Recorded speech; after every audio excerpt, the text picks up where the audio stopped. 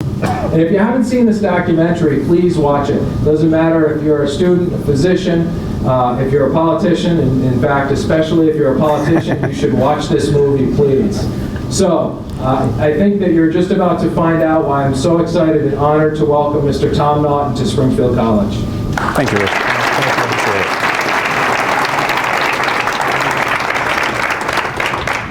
Thank you, Rich. And I did used to be a stand-up comedian, and I can't do it like this, so that's more like it. How are you all? Good. I am delighted to be here at lovely Springfield College in Massachusetts. I actually had a little misunderstanding when this whole thing started. I went to Springfield College in Illinois. And about 10 years after I graduated, they invited me down to give a commencement address, so I did. And then a couple months ago, I get a letter from Dr. Wood inviting me to come out and give a presentation. I see Springfield College in the email address, and I thought, fabulous. It only took them 25 years to invite me back.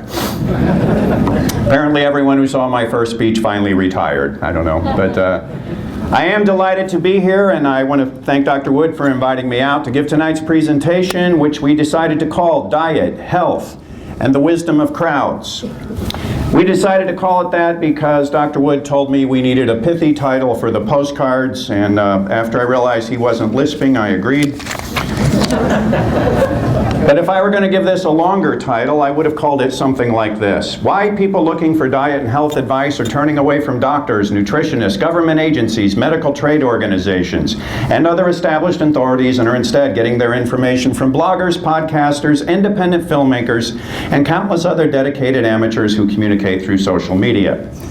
And you can see why we didn't want that on the postcard. But that is what I want to talk about tonight. Why are so many people who are looking for health advice turning away from the so-called experts and getting their health information from people like me or people like you? And to answer that question, I'm going to start with an old joke. Two drunks are in a bar, and the bartender flips on the 6 o'clock news, and the first thing they see is a man standing on the ledge of a 10-story building. So one drunk elbows the other and says, "Hey, I got 20 bucks," as he jumps. The other drunk says, "Okay, I got 20 bucks," as he doesn't. Sure enough, boom, guy jumps. So the second drunk says, "Okay, I'm an honest man, here's your 20. The first drunk says, "Nah, I can't take your money. I've been drinking here all day. I seen him jump on the 4 o'clock news. I seen him jump on the 5 o'clock news." And the second drunk says, "Well, so did I, but I didn't think he'd do it again." And that's the reason people are turning away from the experts, because for 30-some years now, they have been told to make the same bet over and over and over again, and they are tired of losing. And the bet they have been told to make looks like this. This is what we have all been told to do for the past 35 years or so. Does anybody think it's working? When you're at a shopping mall or an airport, do you look around and think, "Man, everybody looks so good these days"?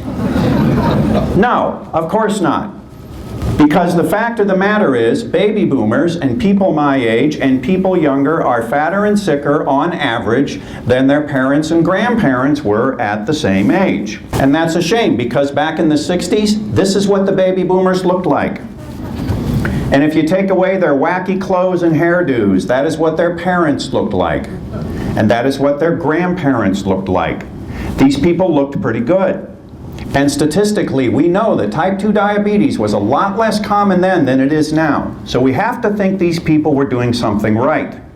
So, what were the official dietary guidelines they were all following back then? They weren't. What we had back then was the dietary version of a phenomenon described in a lovely book called The Wisdom of Crowds.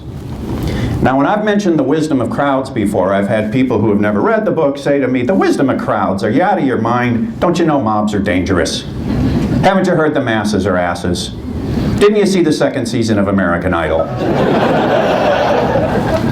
And I say, yes, I understand that people can get together and vote and make a bad collective decision. That's what makes elections so entertaining. But the wisdom of crowds is not about people voting on issues they don't understand. The wisdom of crowds simply means that knowledge is diffuse. It means you can name almost any subject, and thousands, if not millions of people out there know something about it. And the wisdom of crowds also explains why little groups of experts, no matter how educated and how intelligent they are, almost never have as much accumulated wisdom and knowledge as we find out there in the crowd. So what was the wisdom of crowds about diet and nutrition back in these days? What did these people know? What did they tell each other? If you've seen Fathead, you know that Dr. Al Sears, who appeared in Fathead, told me if you had asked your grandmother back in the day, she would have told you that a diet based on bread and cereal and potatoes would make you fat. And my wife recently showed me a video of an old woman talking about cooking during the Depression. At one point, she actually said, for a while, all we could afford to eat in my family were potatoes, so we all started getting fat. There was a popular cookbook for diabetics back in that era. It told them the valuable foods were butter, cream, cheese, meat, poultry, fish, and eggs. And the forbidden foods were things like sugar, bread, cereal, and pasta. I recently saw an old episode of The Andy Griffith Show from 1964, and I found out the hard way I shouldn't try to put video in my PowerPoint presentations, so I'm just going to show you screen caps with the audio. But in this scene, Aunt Bee is trying to give them a piece of pie. Oh, Andy. No, ma'am. Just one more little bite of meatloaf here, and that'll kind of fill in the chinks. Bonnie, you won't let me down. Oh, no thanks. I'm kind of watching the old carbohydrates and glucose this week. Apple pie is just loaded with carbohydrates and glucose. Well, heaven knows I shouldn't eat any. Not if you're watching the old carbohydrates and glucose. There was a movie made in the 1970s I saw again recently, a comedy called Silver Streak. In one scene, a couple of fat guys who were played for laughs sit down to their diet meal, which looked like this. Hamburger patty, cottage cheese, and tomato slices. It's protein and fat, but no starch. And if you're my age or older, and almost nobody in this room is, but if you're my age or older, you would recognize that as the waist trimmer meal from your local diner. I went to high school in the 1970s. Our health teacher was also the wrestling coach, and I remember him telling us specifically, if you guys want to shed a few pounds, you need to stop drinking soda and cut back on the bread and the cereal and the potatoes.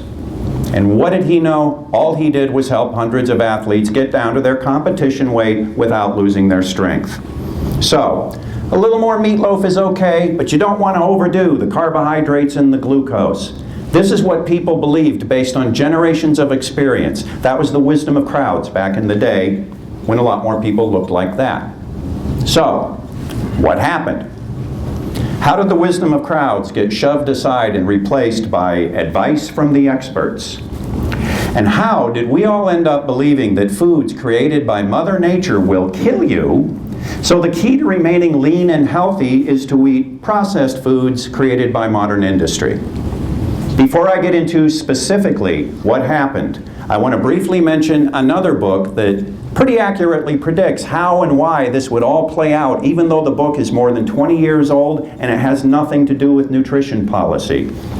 It was written by one of my favorite authors, a professor of economics named Thomas Sowell, and it's called The Vision of the Anointed.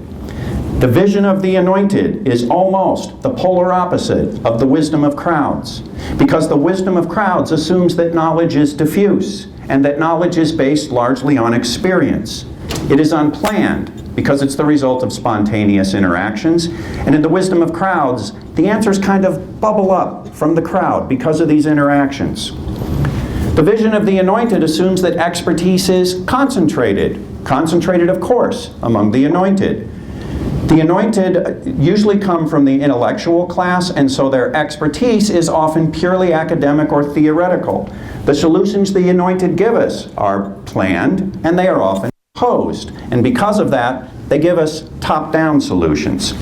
So, to break it down a little farther, here's how Dr. Sowell describes the vision of the anointed at work. First, the anointed identify a problem in society. To solve that problem, the anointed propose a grand plan.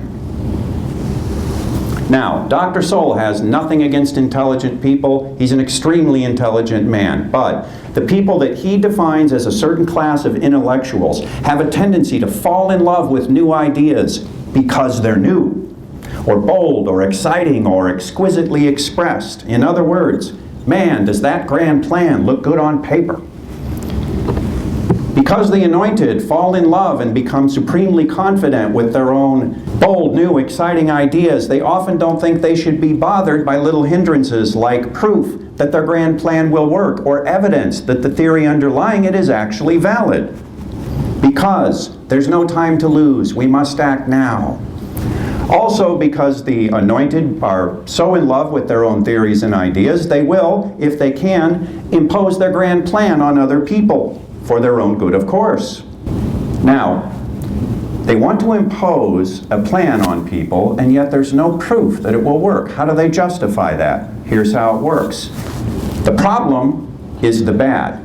So the anointed assume any solution they come up with must be the good. Therefore, if you oppose the grand plan, you're not opposing a plan. You are opposing the good that the plan would bring about, and therefore the anointed assume that anyone who opposes the grand plan must either be evil or stupid. And we don't have to listen to those people. Now, here's where it gets fun. Because of this, often dismissing evidence to the contrary, it sometimes turns out the grand plan didn't work. And it might even make things worse. If this happens, the anointed will never, ever, ever admit the grand plan was wrong. If the grand plan is wrong, it can only mean one of three things. The grand plan was good, but people didn't follow it correctly because they're stupid. Or the grand plan would have worked, but it was undermined by people who opposed it because they're evil. Or, my favorite, the grand plan didn't go far enough. In other words, failure is held up as evidence that we need to do the same thing again, only bigger.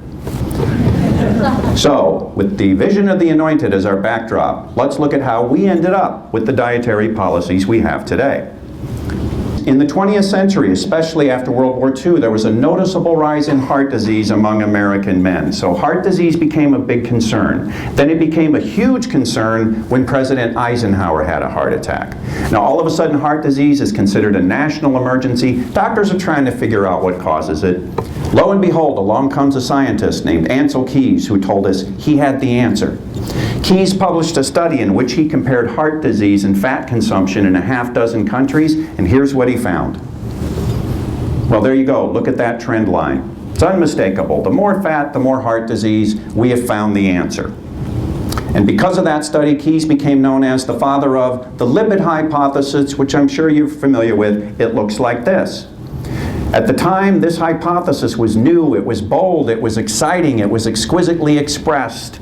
And the only problem is, it's wrong. What Keys conducted here was an observational study. All he found was an association. And I know a lot of you take science courses, so you're probably familiar with this, but let's do a quick review. An observational study is a very weak form of evidence because an observational study is not a scientific experiment. It does not walk us all the way through the scientific method. If we want to go through the entire scientific method, we have to conduct a clinical study. Because in a clinical study, we randomize people into large groups, we balance all the variables, and then we change one variable to see what happens. One group goes on a diet, the other one doesn't. Or one group takes a drug, the other group takes a placebo. That's a clinical study. A clinical study is a scientific experiment, and for the most part, clinical studies are valid. In an observational study, all we're doing is observing people and gathering data. When we gather the data, we are looking for traits, behaviors, and results that seem to occur together. If they occur together, we would say they are statistically associated, otherwise known as correlated, otherwise known as linked. In other words, we can say we spotted a connection between A and B. And this will often be reported as A raises your risk of B. Sounds scary, doesn't it? Sort of like putting another bullet in the gun before you play Russian roulette. Well, here's something good scientists understand. Just because two traits are correlated, that does not mean one of them is causing the other one to happen. If we conducted a large observational study, I could demonstrate that losing your hair raises your risk of heart disease. Uh-oh, better do something about that. Now, is there something about losing your hair that causes heart disease? Does anybody think so? No, of course not. But they're correlated because men lose their hair as they get older, and older men have more heart attacks. Age, in this case, is called a confounding variable, and observational studies are full of confounding variables. There's a doctor and researcher who used to do work out of Harvard named John Ioannidis. He has spent decades studying studies, going back and recrunching the numbers. And according to Dr. Ioannidis, 80% of the conclusions drawn from observational studies have ultimately turned out to be wrong. Now, why would that be? Well, there are a lot of reasons, but one of them is that researchers have a tendency to spot the correlations they want to find and miss the ones they don't. Ansel Keys spotted this correlation because it was the correlation he wanted to find. He already believed this. But in the same data that Keys used, heart disease was also associated with sugar consumption. It was associated with owning a television. It was associated with owning a car. Keys could have focused on any of these, and focusing on sugar probably would have been a good idea, but he already decided fat was the problem. But wait, it gets worse. Keys found this association within these 6 countries. But he actually had data for 22 countries. And if you put all 22 countries up on the chart, it would have looked something like this. So the lipid hypothesis began with data that was cherry-picked. Now, most scientists at the time thought Ansel Keys was kind of full of it. He really wasn't taken seriously for a while, but he had a very headstrong personality, and to make a long story short, he ended up on the board of the American Heart Association. And then the Heart Association, which had been dismissing the lipid hypothesis for years, suddenly adopted it. But even then, most doctors and researchers did not. And here's why. Over the next several years, there were several clinical studies, the kind that matter, to put that hypothesis to the test. So let's run through a few of the results. 1965 dietary trial published in the British journal The Lancet. The intervention group limited their intake of animal foods to 3 ounces of meat, 1 egg, and 2 ounces of skim milk per day. The control group stayed on their normal diet. The results years later, the intervention group did lower their cholesterol by 30 points, but there was no difference in heart attacks. Also in 1965, another British trial published in the British Medical Journal. This time, the subjects were all men who had already suffered a heart attack, so excuse the cross-dressers there in our graphics. They divided the men into 3 groups. One group switched to polyunsaturated corn oil. Second group switched to olive oil. Third group continued eating saturated animal fat. The results, years later, in the corn oil group, 52% were still alive. The olive oil groups, 57% were still alive. The animal fat group, 75% were still alive. 1969, the Minnesota coronary trial. This time the intervention group went on a low-fat diet with very little saturated fat, and they added extra vegetables. Control group continued on their normal diet. The results years later, slightly more heart attacks in the intervention group. 1973, the Sydney Diet Heart Study. The intervention group replaced animal fat with liquid vegetable oil. Control group continued consuming saturated animal fats. The results years later, there were more overall deaths, including deaths from heart disease, in the intervention group. Now, I could go through more of these, but you get the idea.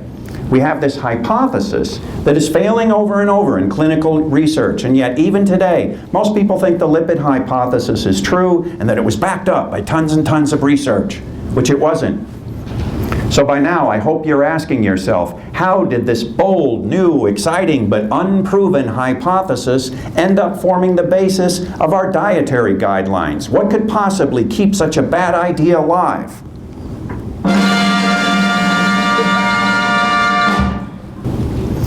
In the 1970s, there was a special Senate committee whose mission was to deal with malnutrition. It was headed by Senator George McGovern. Not surprisingly, for a government commission, they eventually decided to expand their mission. So it went from malnutrition to, what the heck, let's write new dietary guidelines for the entire country. And so they did. The McGovern Committee held hearings, they brought in some experts, they heard testimony, and then they wrote up new dietary guidelines for the entire country, which called for Americans to reduce their consumption of fat, switch from saturated fat to vegetable fat, reduce cholesterol to the equivalent of 1 egg per day, and then eat more carbohydrates, especially carbohydrates from grains. Now, if this is what they recommended, it must be what the scientists all told them, right? Well, I have news footage about the hearings in my film Fathead, so once again, just going to go with some screen caps and audio. But doctors took issue with that at the hearing, saying that 8 studies involving 5,000 patients failed to show hard medical evidence that diet has anything to do with heart attacks. Let's listen to that part again. 8 studies involving 5,000 patients failed to show hard medical evidence that diet has anything to do with heart attacks. I just showed you some of those studies. Now, let's listen to this exchange between a research scientist and Senator McGovern. I have pleaded in my report and will plead again orally here for more research on the problem before we make announcements to the American public. Well, I would only argue that senators don't have the luxury that a research scientist does of waiting until every last shred of evidence is in. We don't have time to wait for the evidence to come in. There were several eminent scientists who tried to tell the committee that there was no solid scientific foundation for what they were recommending. The head of the National Academy of Sciences, a man named Philip Handler, called the committee's recommendations nonsense and said that implementing them would amount to conducting a large, uncontrolled experiment on the American people. Now, thinking back to the vision of the anointed, how do you suppose the young, starry-eyed, intellectual vision of the anointed types on McGovern's staff dealt with those objections? They just decided these scientists had probably been paid off by the big bad meat and dairy industries. So they went ahead and released the guidelines. The USDA then picked those up and turned them into the food pyramid. Now, if the ball had stopped rolling here, if they just said, here's what we recommend and, take it or leave it, maybe this wouldn't have been such a big deal. But they didn't stop there because, if possible, the anointed will impose the grand plan on other people for their own good, of course. So how did they impose it? Well, right away, researchers started learning that if they wanted to keep their federal funding, they had better produce research that backed up these guidelines. A doctor and researcher named George Mann, who called the lipid hypothesis the greatest scientific scam of this century, wrote in the New England Journal of Medicine that to be a dissenter is to be unfunded. Science journalist Gary Taubes wrote about this period. Nutritionists knew if their research failed to support the government position on a particular subject, the funding would go instead to someone whose research did. So that was in the 70s and 80s. Then in the 1990s, the FDA got into the act. They required all food manufacturers to put a standardized nutrition label on their food products, and part of that label was this: telling people that on a 2,000 calorie a day diet, they should be getting at least 300 grams of carbohydrate, which translates to 60% of the calories, and it translates to 1.5 cups of sugar. In other words, we are now telling the public, you know what, your grandma, your wrestling coach, Andy, Barney, Aunt Bee, they didn't know what they were talking about. You really need to fill yourself up with glucose and carbohydrates. Now, we were free to ignore that advice, of course, but the USDA eventually required all government facilities, including elementary, middle, and high schools, to follow these guidelines. Which is why today you can no longer serve whole milk or even 2% milk in schools. Because, when I was a kid in the 60s and all we drank was whole milk, we were all so fat. But you can serve chocolate milk or strawberry milk if it's fat-free.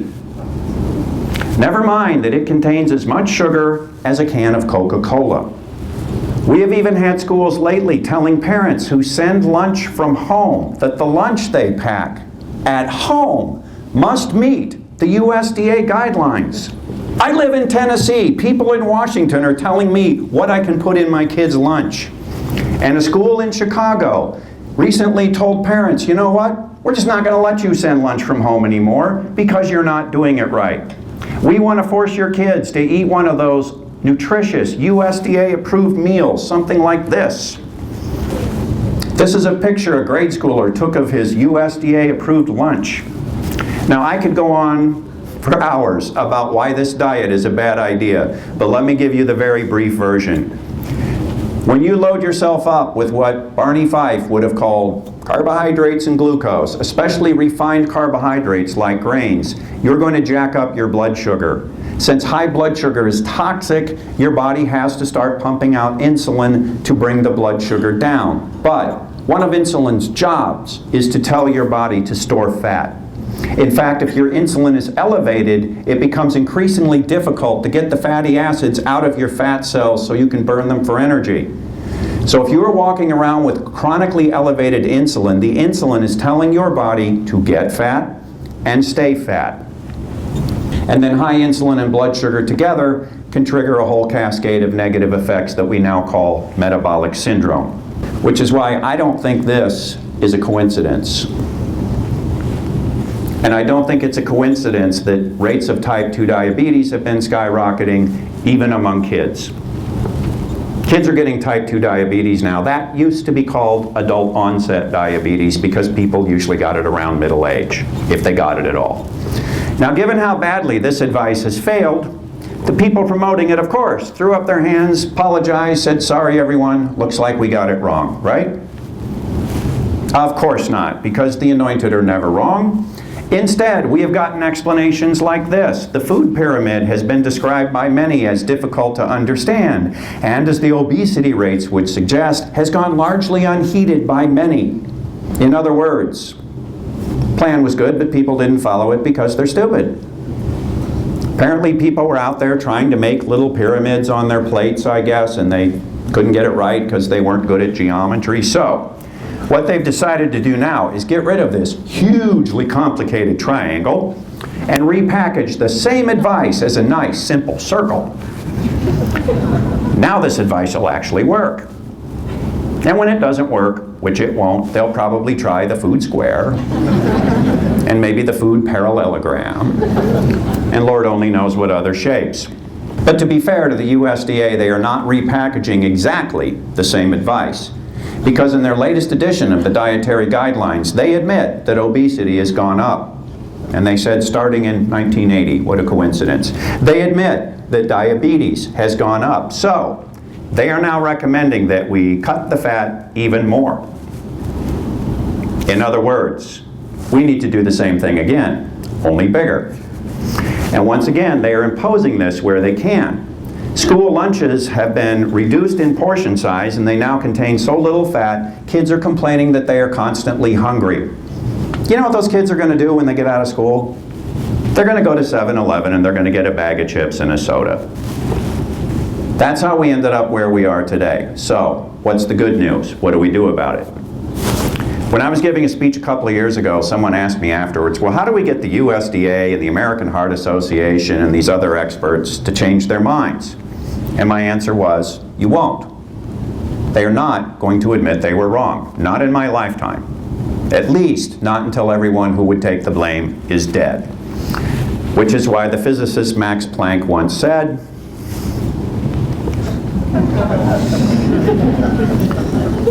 so my goal is not to get these organizations to change their mind. It's not going to happen. My goal is to convince people to stop listening to them.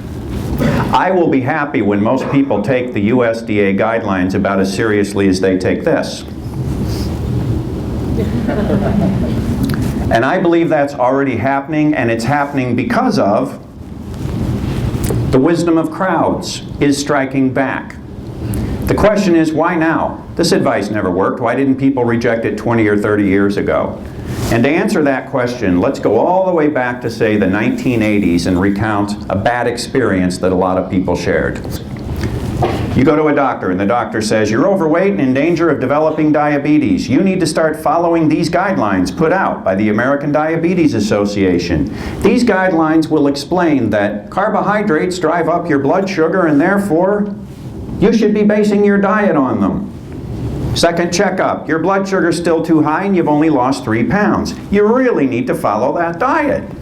Third checkup, your blood sugar's getting even worse. Are you sure you're following that diet? Fourth checkup, well, you're clearly not doing well with the diet. This must be genetic. I'm writing you a prescription. Now, millions of people were probably having that same experience, but they wouldn't have known that. Because back in those days, you could really only share your personal experiences with family and friends, people you knew. And most of the advice that came down through the traditional media went through a small number of gatekeepers, and most of them were simply passing along the same old advice from the anointed. And I know, because I worked at a health magazine in the 80s, and this is exactly what we did. And I'm sorry to say, as I stand here now, I wrote articles 25, 30 years ago telling people to follow that same lousy advice. And I followed that same lousy advice, which is why I spent most of my adult life as a fat guy. What we had then was the information basically flowing in one direction. But that's all changed now thanks to the people who brought us the digital age and the people who invented the internet. Now when people become frustrated because they've been given advice that isn't working, they do what any intelligent human being ought to do. Go out on the internet and complain to several thousand perfect strangers. And it's good that they're doing that. Because when people go out on the internet and they read forums and Facebook pages and blogs, they are seeing thousands of people expressing the same frustration in posts like these. It makes me so upset when I think of how I used to feed my daughter on the advice of her pediatrician and the government. Skim milk, cereal, pasta, bananas, orange juice. I was so frustrated because I couldn't figure out why she was so heavy. I was sent to a diabetes seminar by my doctor. I followed the diet, but my sugar was never under 170 to 180. When I went back and told the nurse, she said I didn't follow the diet correctly. Once again, sounds like this. I went low-fat, 1,000 to 1,200 calories a day. I exercised religiously for an hour every single day. I did weight training. At the end of the first year, I'd gained 20 pounds, and it wasn't muscle. I've been trying to lose weight simply by eating less. I was extremely meticulous about it and only consumed 1,500 calories per day. Week 1, I lost 3 pounds. Week 2, I lost 1 pound. Week 3, I lost 0 pounds. I gained a pound back in the 4th week. When people go out on the internet and they begin to grasp how many people have been following the same advice that they have and are getting the same lousy results, they finally come to the logical conclusion. I'm not fat and sick because I have a genetic condition, and I'm not fat and sick because I'm stupid and lazy. I'm fat and sick because this advice is wrong. This advice doesn't work. And then they take that next logical step. Go looking for something that does work, something different. And it is that desire, the desire to finally find something that works, combined with the emergence of social media, that is bringing back the wisdom of crowds in a big way. Let's take another quick look what the wisdom of crowds is all about. It assumes that knowledge is diffuse. You know, I have a blog, right? I occasionally get some angry troll show up and say something like, "Why should anybody listen to you? You're not a doctor. You don't have a PhD." And I apologize for bringing this up at a college, but seriously, do we really think the only way to acquire knowledge is to sit in a classroom? As far as I'm concerned, that attitude's un-American, because this guy didn't have a formal education, and this guy didn't have a formal education, and these two guys were college dropouts. The point is, there is a lot of knowledge out there in the crowd, and now with social media, it's easy for people to go find it. And that's what they're doing. They are finding it in forums. They are finding it in Facebook groups. They're finding it by listening to podcasts. They're finding it by watching YouTube videos. And of course, they're finding it in the gazillion and one blogs. There are paleo blogs, low-carb blogs, blogs that analyze the science, blogs that feature interviews with doctors and researchers. There are blogs written by doctors and researchers. Now, do these people all agree with each other? Nope. There's a lot of disagreement and debate and discussion out there, but that's good. Because if you are trying to solve a problem, getting answers from 100 different people is a way smarter strategy than listening to one expert who happens to be wrong. Which is why it drives me nuts when I see the USDA make statements like this.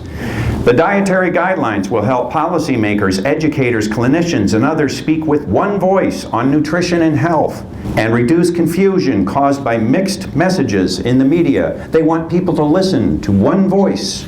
Is that really a good idea? What if the one voice is telling you to go on a diet that isn't going to work for you? It is much better for people to go out, learn about all these different diets, and then try one, or two, or three, or four, until they find the one that works for them. And by the way, the one that works for them may not be the one that works for you, because we're all different. But the wisdom of crowds is based largely on experience. And the great thing with the rise of social media is now when people do find a diet that works for them, they can go out and share that experience with the rest of the world. I'll give you a few examples from my blog and other people's blogs. I use the approach of a protein vegetable diet. No fruit, no sugar, bread or rice. The result was triglycerides, which went from 666 to 140 in 3.5 weeks. Also, fasting blood sugar went from 357 to 103. The chronic, painful digestive problems I was experiencing have almost completely subsided. I went to my doctor this morning who read me my blood work results. She was baffled by the improvements and blatantly asked me what the bleep I did differently this past month. What the bleep that person did was stop eating wheat. On March 27th, I began my new weight loss journey. I'm happy to report that by May 17, my blood sugar was down to normal. I was deemed no longer pre-diabetic, and my blood pressure was in the normal range. As of this writing, I've lost 68 pounds. I wanted you to know that I've lost nearly 80 pounds since Fathead made me rethink everything I'd ever learned about food and nutrition. The reason people are turning to blogs and other forms of social media for health advice is that they are not getting results like these by listening to the anointed. They are getting these results by seeking out the wisdom of crowds, which once again was not planned, it was not imposed, it was not designed by a committee. This is just the result of people spontaneously sharing what they know with each other. And I'm not just talking about people like me who produce a film or have a blog. You know, it's all the people who participate in the process, and I hope someday you will all be part of this process. We have a Fathead book on Face Group now. We have 4,400 members now, and it grows by like 100 every 3 or 4 days.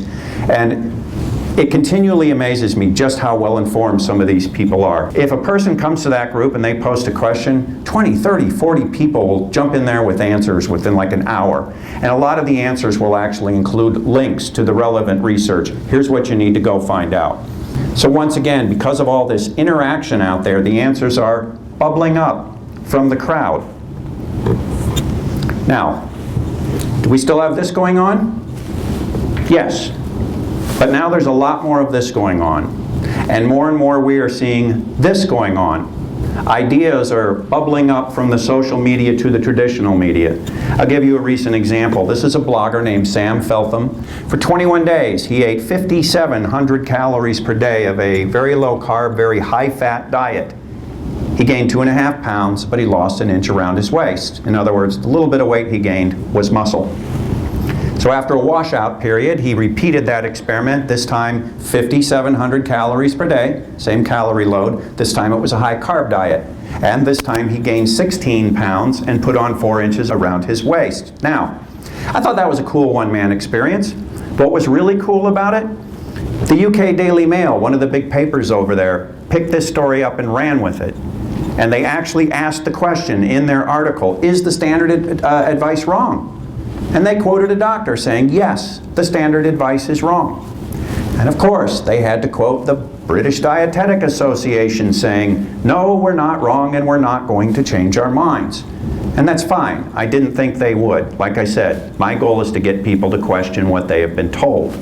And we're seeing more and more of that. A certified diabetes instructor wrote this article for Diabetes Health, and she told diabetics that they need to be on a low-fat, high-carbohydrate diet. The reason? Because the USDA said so. After this article appeared, this site got absolutely slammed with comments like these. As a physician with prediabetes, I am appalled that a high-carbohydrate diet continues to be promoted. I am 56 years old. For the past 5 years, I have maintained normal fasting blood sugars on a low-carb diet.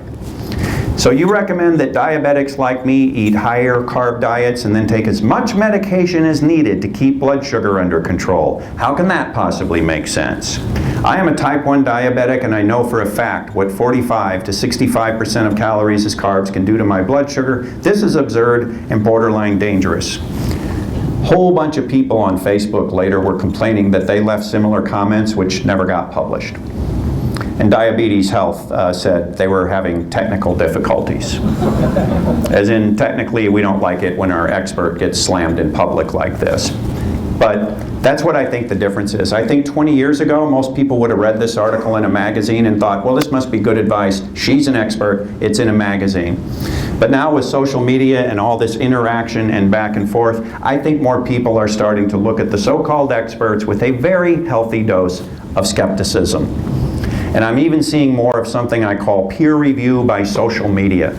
People outside the research establishment are now enthusiastically pointing out what's wrong with some of the studies out there, especially the observational studies. And I know the researchers, at least some of them, are paying attention. Because a couple years ago, I wrote a post critiquing this stupid study that pronounced that eggs raise your risk of diabetes. And I wondered, for example, well, if eggs cause diabetes, then why was diabetes, the red line, going up while egg consumption was going down? The researcher who produced this study actually felt compelled to reply.